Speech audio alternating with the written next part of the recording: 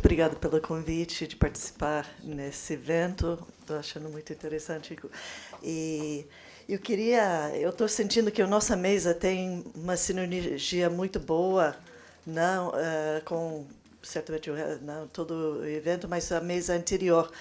Eu fiquei atento a certas palavras. Bom, o próprio título de Interdependent Futures, né? Teve a Arão que falou de coerência e integração de políticas de acordos sustentáveis, né? Ou seja, tem um fio da necessidade de mais colaboração. A Graciela falou de híbridos organizacionais, impacto integrado. O Rob também falou de governança coletiva. Então, são terminologias que também eu acho que esse mesmo enredo eu vou tentar buscar também na minha fala em termos do OIT. Enfim. Então, como a Aaron tinha falado, eu sou especialista de emprego no escritório do OIT aqui no Brasil. E eu entendi, né, conversando com o Afonso, que o foco seria realmente como a atuação da OIT, em termos de uma organização internacional que estabelece normas internacionais de trabalho, se relaciona com a agenda dos ODS e a atuação nas cadeias de valor, no sentido, principalmente, de promoção de normas internacionais do trabalho, né, e os direitos trabalhistas nas cadeias. Então, vamos lá. A estrutura da minha apresentação vai ser, primeiro, algumas terminologias, né? Só para deixar certos conceitos claros. Depois eu vou passando para a questão de quais são os principais atores nesse cenário de promoção de direitos do trabalho, né? Normas internacionais do trabalho, e os níveis de atuação, nacional, internacional, né? E isso a relação com as cadeias produtivas. O terceiro seria o exemplo, aí eu vou me focalizar mais no caso do OIT, e como alguns exemplos em que o OIT, eu iria argumentar que o OIT tem evoluído na sua atuação, né, conforme a demanda de uma economia globalizada e a estrutura da economia internacional em cadeias de valor. E finalizando com algumas observações.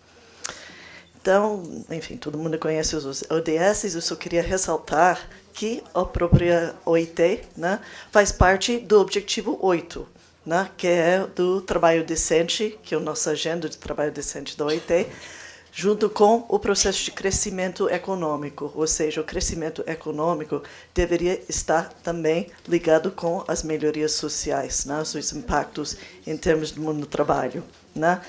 E, então, né, tem a frase dos próprios ODS nesse sentido. Então, qual é o trabalho decente? Né? São empregos de qualidade, com direitos trabalhistas respeitados, com o salário justo, condições de saúde e segurança no trabalho, né, e o desenvolvimento em forma mais sustentável, em termos sociais, laborais e também, por que não, ambientais, porque nós temos um eixo de trabalho sobre empregos verdes, que é a geração de trabalho decente, ambientalmente sustentável também. Outra terminologia que eu acho muito importante de enfatizar aqui, quando se fala do OIT, tem normas vinculantes e não vinculantes, né? As normas internacionais de trabalho são binding, vinculantes, têm poder, né? São obrigações pela legislação. Então, normas vinculantes existem ao nível nacional, pela legislação nacional. Nós temos também ao âmbito internacional as normas internacionais do trabalho que são formuladas pela conferência da OIT, a Conferência Internacional do Trabalho, que tem nossos países membros de 187 países do mundo que fazem parte da nossa conferência da OIT. Dentro disso, eu queria chamar a atenção os princípios fundamentais e direitos do trabalho que foram preconizados dentro da Declaração de 1998.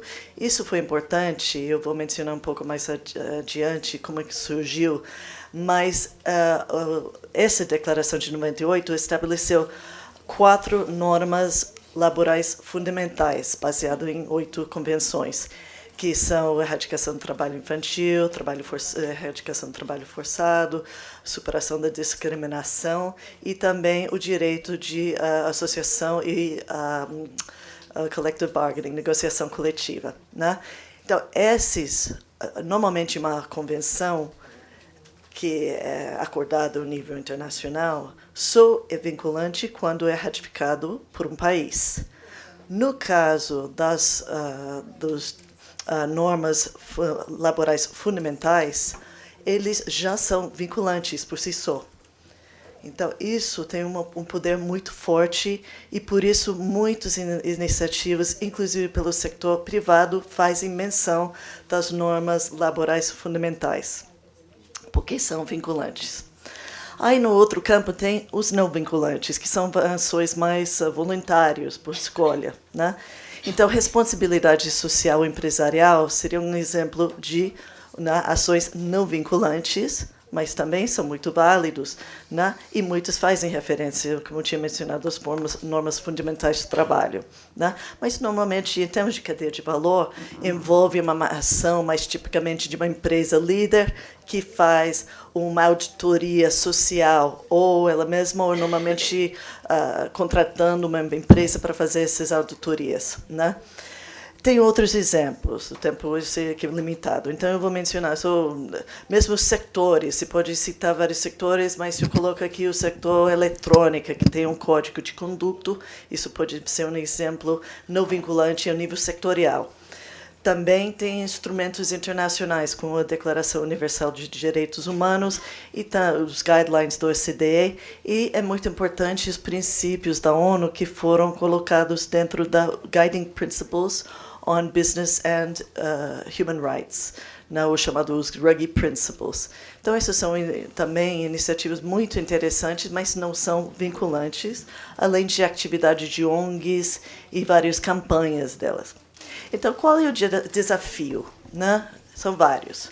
Mas qual é o desafio para esses vários atores? Porque a gente fala do setor público, privado, né? Sociedade civil organizada, ou seja, sindicatos, né? Sociedade civil organizada, ONGs, né? E também organizações representativas, que são os sindicatos, né? E a OIT, que sendo tripartite, né? Nós trabalhamos com governos, sindicatos e empregadores. Então, o Estado tem o poder, né, de formular políticas, de ratificar as convenções, né, mas o governo também tem uma dificuldade porque seu arco de influência é dentro de suas fronteiras. Então, o governo tem mais dificuldade, o Estado tem mais dificuldade de ações transfronteiriças. E justamente cadeias de valor são transfronteiriças. Então, é um desafio na economia global de como é que o governo, o Estado, pode ter um impacto de uma empresa que atua em vários países diferentes simultaneamente. Ao nível de empresas também fazem os seus investimentos, podem controlar melhorar sua cadeia de produção, mas, ao mesmo tempo, é muito difícil para uma empresa fazer auditoria mais profundo na cadeia de valor, quando não é o primeiro nível de fornecimento, mas outros terceirizados, quarteirizados. Aí fica mais difícil, um desafio para uma empresa promover os direitos de trabalho quando se tem uma cadeia muito densa, muito extensiva. Os sindicatos também têm uma dificuldade de representar trabalhadores que são informais, na economia informal, que são migrantes, podem ser ilegais, inclusive. Como fazer esses trabalhadores mais precários se interessar em organizar e representar seus interesses? Então, é outro tipo de desafio. E os ONGs também podem ter um impacto, mas alguns autores têm questionado a maneira até onde você pode levar a sociedade civil em termos de um impacto sustentável, em termos de promoção de direitos de trabalho. O outro desafio é dentro da própria cadeia global de produção, né? Tem essa questão que eu tinha mencionado de terceirização, subcontratação, que gera muito risco em termos de tipo de contrato e condições de trabalho que os trabalhadores têm dentro da cadeia. Normalmente, quanto mais profundo na cadeia, mais precário. Também tem essa coisa de uma rede diversa de empresas, trabalhadores, às vezes a rede é muito densa que é difícil mapear e saber como interferir na cadeia quando é muito extensa. Agora, tem algumas respostas que são interessantes quando se tem uma abordagem pelo setor e também uma abordagem territorial de atuação. Eu queria colocar, então, já mencionando os vários tipos de atores, os desafios de se atuar, principalmente numa economia internacional, globalizada e dentro de cadeias de valor, né, nacional e global, tem cada vez mais o potencial de interação, porque, de fato, quando você vê a governança do setor público, setor privado, não, representação feitos sindicatos, ONGs, cada um tem suas forças e limitações. Então, uma coordenação, uma governança mais coordenada entre esses vários atores poderia ser um caminho para avançar, um caminho interessante. Então, esse é um caminho que o OIT tem trabalhado cada vez mais. Eu vou mencionar isso também um pouco mais pela frente. Mas você pode já listar alguns exemplos. O Clean Clothes Campaign, que é uma organização que junta, no sector vestuário, que junta sindicatos e ONGs na sua atuação. O Ethical Trading Initiative junta atores, empresas, sindicatos e ONGs nas suas atividades. Se tem também acordos marcos, os International Framework Agreements, que são entre os sindicatos, as federações sindicais internacionais e empresas multinacionais. O Inditex, que é o holding company da Zara, que é um bom exemplo de um acordo marco. Então, tem várias áreas de atuação também que vale mencionar. Você pode formular instrumentos, mas também isso não basta. Você tem o desafio de implementar, o desafio de monitorar, fiscalizar, né, o cumprimento com as normas. E tem vários modos. Você pode ter mais incentivos através de capacitação ou uma linha mais dura através de multas, né? Ou transferência, o name and shame, né? Colocando o nome de empresas no espaço público. Então, tudo isso dito um pouco sobre esse contexto, eu queria contar 3 casos no qual a OIT tem atuado, né? A OIT foi criada em 1919, então algumas pessoas questionam se uma grande dama que vai comemorar sua centenária daqui a pouco, se é possível evoluir, como é que se pode adaptar. De certa forma, a OIT foi criada como resultado do Tratado de Versailles, o fim da Primeira Guerra Mundial. O mundo é bastante diferente.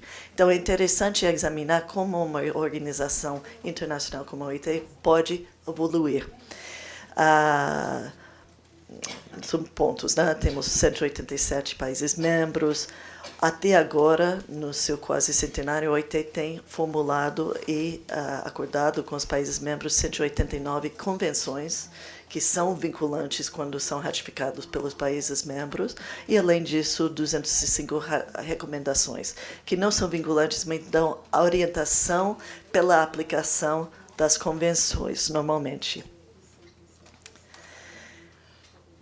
É interessante mencionar um dos impulsos pela evolução da OIT, que começou lá em 1996, quando teve muitos protestos em torno da globalização. O que aconteceu na reunião da OMC em Seattle foi icônico, né? Muitos protestos nas ruas. E na outra reunião, em 96, em Singapura, a OMC decidiu de tratar da questão de comércio com International Labour Standards, passando o papel para a OIT, basicamente, né? E dizendo, bom, a OIT realmente é a organização que tem esse mandato.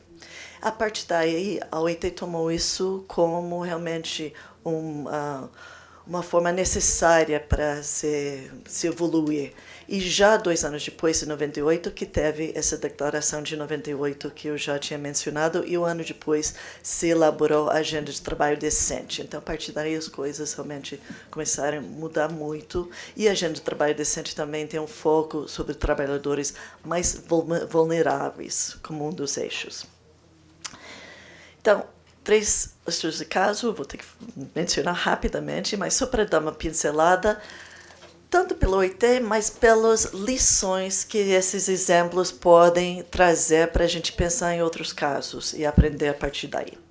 Então, na questão de formas contemporâneas de trabalho forçado e condições de trabalho análogo ao trabalho escravo, já em 1930, a OIT tinha já uma convenção sobre a erradicação do trabalho forçado, e um outro em 58. Mas a concepção do que era trabalho forçado na época era bem diferente. O que aconteceu? Quando você traz a questão do trabalho forçado, que na época era mais ligado com colonização, para uma economia globalizada, cadeia de valor, a situação muda. E, de fato, quando teve a Convenção 29, a expectativa era que, com o fim de colonização e as novas tecnologias, o trabalho forçado ia desaparecer. De repente, pelo contrário, estava crescendo. Então, se sentiu necessidade de repensar esses instrumentos. O interessante que foi, ao invés de abandonar as convenções anteriores, se criou um protocolo que complementava os outros instrumentos. Então, isso foi interessante porque foi o terceiro instrumento vinculante, porque o protocolo é vinculante, o terceiro instrumento vinculante sobre o trabalho forçado, mas em forma coerente com outros instrumentos. Eu acho que isso foi o ponto que o Aron tinha mencionado em termos de sustentabilidade ambiental. Então, umas lições: é possível atualizar o sistema de normas internacionais de trabalho para a realidade das cadeias de valor. É possível fortalecer um marco internacional de governança para enfrentar os desafios de globalização. É possível manter coerência, trazer para a atualidade sem perder a coerência com outros instrumentos que são importantes. E é importante promover esse papel de governança coordenada entre vários atores, inclusive entre países, e essa ideia de uma abordagem mais integrada. Eu vou mencionar só o segundo caso, que é o Better Work Program, que é bastante conhecido, uma colaboração, já foi criado em 2006, uma colaboração entre o OIT e o International Finance Corporation do Banco Mundial. Já trabalhei em 7 países, apenas na cadeia vestuária, mas o modelo do Better Work é de promover a capacitação, com todos os atores, fortalecer os sindicatos, fortalecer a inspeção do trabalho, a atuação do governo e, quando necessário, fortalecer o marco legislativo também. E essa abordagem mais integrada tem dado muitos impactos interessantes, já está no website do OIT. E numa fase agora também, eles têm já tantos anos de experiência e pesquisas acompanhando os impactos, que o Better Work também tem evidência de que fazendo bem, promovendo as normas de trabalho, melhorando as condições de trabalho, também tem um impacto econômico positivo. Então, isso traz um viés de um incentivo mercadológico também para as empresas adotarem esse tipo de abordagem, de que competitividade não está ao contrário de boas condições de trabalho também. Então, lições. A governança coordenada é possível, aliás, é necessário. Isso pode alterar o comportamento e os valores das empresas. Capacitação é um fator muito importante também, para permitir as empresas entrarem em cumprimento com as normas de trabalho e essa abordagem sistêmica que estamos falando. O terceiro caso, que eu vou mencionar bem rapidamente, porque eu sei que o meu tempo, o Aron está preocupado com manter o tempo, mas foi interessante porque o caso do Acordo de Segurança de Edifícios e contra Incêndios que resultou da tragédia do Rana Plaza, em Bangladesh, né, em 2013. Então, houve um reconhecimento, porque a Rana Plaza tinha sido auditado pelos auditores privados algumas semanas antes do edifício desabar. Então, foi uma prova muito dramática de que se precisa mais do que isso. Então, criaram esse acordo de segurança. Tem vários elementos, mas foi uma colaboração das empresas multinacionais, dos governos, dos sindicatos. E, nesse caso, o que diz a respeito da OIT? Teve também um prazo limitado de 5 anos, que foi interessante, né? Focalizando num determinado prazo de tempo. E a OIT foi convidada de ser coordenadora independente do acordo. Então, isso foi um reconhecimento de um certo papel de convocação que a OIT tem, né? E o reconhecimento de neutralidade. Isso foi uma nova oportunidade para a OIT, que assumimos, e foi muito interessante de poder assumir esse papel, né, dentro de uma economia globalizada, né, um papel muito importante de promover ou ajudar os atores na história, né, o setor privado, público, sindicatos e sociedade civil, de implementar esse acordo e ter o resultado. Então, nesse caso, a OIT teve o papel de coordenação. Então, quais são algumas lições? Que, sim, dá para assumir um novo papel de governança adequado para uma economia globalizada e que a coordenação, né, dos vários atores foi através da legitimidade e independência vista pelo papel da OIT. Quais são algumas considerações finais? Isso, né? Que é necessário, numa economia globalizada, mesmo para uma organização de quase 100 anos de idade, é importante de ter novas abordagens, novas formas de atuação, e que a governança tem que ser uma governança mais coordenada e mais sinergética, cada vez mais aproveitando as fortalezas e limitações de cada ator, né? Apesar do fato de que a OIT não foi a primeira organização internacional de tratar da questão das cadeias de valor. Outras organizações analisavam a atuação das cadeias de valor numa economia global.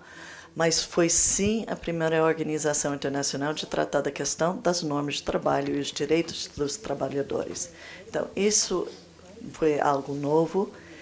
E, justamente em 2016, o ano passado, a OIT teve uma discussão geral na nossa Conferência Internacional do Trabalho, em julho, que debateu esse tema e teve 2 conclusões importantes, dos quais eu queria mencionar. Que vai ter uma reunião de especialistas organizada nos próximos 2 anos para analisar essa questão de como promover o trabalho decente dentro de uma economia global e dentro das cadeias globais.